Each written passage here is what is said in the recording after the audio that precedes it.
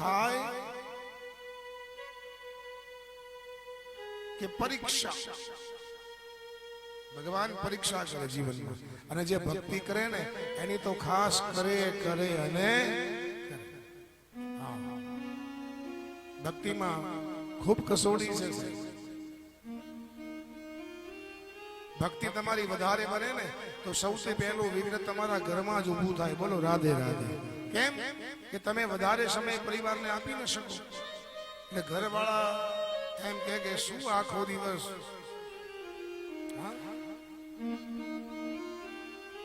સમજો કે તમારા પરિવાર સારો છે, તમને એમ કહે છે કે નહીં 5 માળા વધારે કરો, ભગવાનનું નામ લો, તો વિઘ્ન બાજુમાંથી આવશે, પાડોશમાંથી કે શારદાબેન હમણાંથી તો દેખાતા જ નથી. બોલો રાધે રાધે. દેખાઈને શું કરવાનું? કેવલ વાતો કરવી એના કરતા ભગવાનની રામ નામની માળા કરવી સારી. સમજો પાડોશી સારા છે તો કુટુંબમાંથી કોઈ વિઘ્ન આવે, પણ જીવનમાં કે ભક્તિ ખાંડા કેરી ધાર,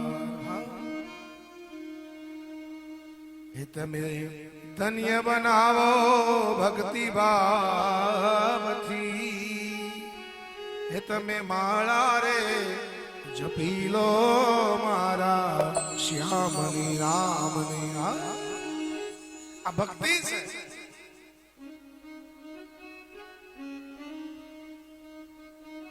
કોઈ આમ કહેશે, કોઈ આમ કહેશે, કોઈ આમ કહેશે. આ દુનિયા છે ને, તમે સીધા ચાલશો ને તોય તમારી ટીકા કરશે કે જુઓ તો ખરા આમ આજુબાજુ જોતા. તામ આવહ